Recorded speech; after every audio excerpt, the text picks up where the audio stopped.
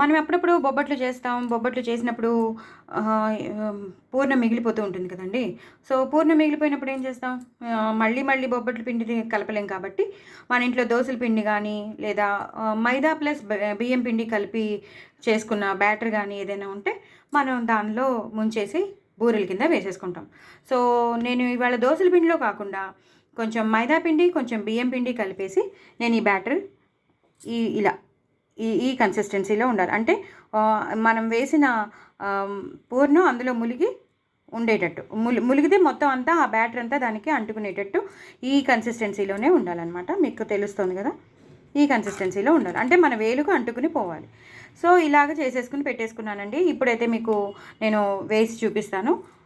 నేను ఫస్ట్ అయితే ప్యాన్ పెట్టేసుకున్నాను. ప్యాన్ పెట్టేసుకుని నూనె వేసుకున్నాను. మీకు చూపించడమే తర్వే మీకు ఒక్క నిమిషం చూపిస్తాను. సో, నేను ప్యాన్ పెట్టేసుకున్నానండి. ఒక్క నిమిషం, నేను చట్రం తీసుకోలేదండి. ఒక్క నిమిషం చట్రం తీసుకుని వస్తాను. ఇప్పుడు ఇందాక మీకు బ్యాటర్ చూపించాను, అలాగే పూర్ణం కూడా చూపించాను. సో, నేను ఆ బ్యాటర్లో ముంచి ఒక్కొక్కటిగా నేను వేసేస్తాను. సో, నేను కలుపుకున్నట్టే మీరు కలిపేసుకుంటే ఈజీగా వచ్చేస్తాయండి. అస్సలు కష్టపడవలసిన అవసరమే ఉండదు. అలా మీరు ఫస్ట్ పూర్ణాలు ఉండలుగా చేసి పెట్టేసుకుంటే మీకు ఆ ప్రాబ్లం ఉండదన్నమాట. హ్యాపీగా ఎన్నంటే అన్ని వేసేసుకోవచ్చు.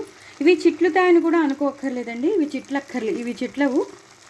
ఎందుకంటే కొంచెం మైదా పిండి బియ్యం పిండి వేసాం కదా, బ్యాటర్ అంటుకునే ఉంటుంది. అదే దోసల పిండి అయితే కొంచెం చిట్లే అవకాశం ఉంది, కానీ ఈ మైదా పిండిది మాత్రం అసలు చిట్లే అవసరమే పడదు, అసలు చిట్లవు అనమాట.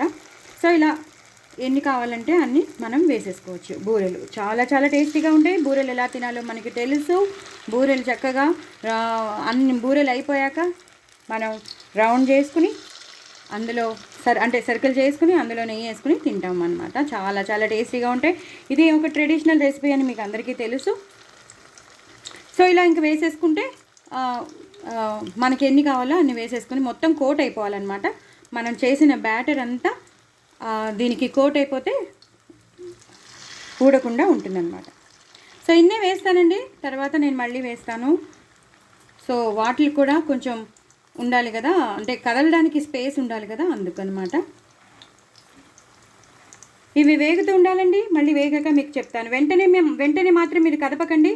ఒక 2 to 3 minutes సిమ్లోనే పెట్టేసి హ్యాపీగా ఎర్రగా అయ్యాక అప్పుడు కదుపుదాం. వెంటనే మాత్రం కదపద్దు. చూసారు కదండి, నేను ఇందాక వేసాక నేను చెప్పాను వెంటనే కదపద్దని. సో, వెంటనే కదపకండి.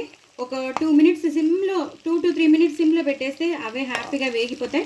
చూసారు కదా, కరెక్ట్గా మనకి బొబ్బట్లు బొబ్బట్ల మీదే ఉండిపోయింది ధ్యాస.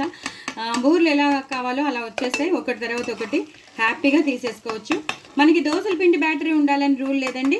మనకి మైదా పిండి ఉంటే మైదా పిండి కొంచెం బియ్యం పిండి కలిపేసి, కొంచెం బియ్యం పిండి అనేది తక్కువ, మైదా పిండి అనేది ఎక్కువ తీసేసుకుని మనం ఆ బ్యాటర్ కలిపేసుకుని చిటికెడు ఉప్పు అందులో వేసేస్తే అంతేనండి. మనకి కావాల్సిన బొబ్బట్లు ఇలా అతుక్కుపోయినా పర్లేదు, ఇవి చల్లారాక మనం విడదీసుకోవచ్చు. ఇలా ఎన్ని కావాలంటే అన్ని విడుదలుగా అన్ని చేసేసుకోవచ్చు అండి. చాలా చాలా టేస్టీగా ఉంటాయి.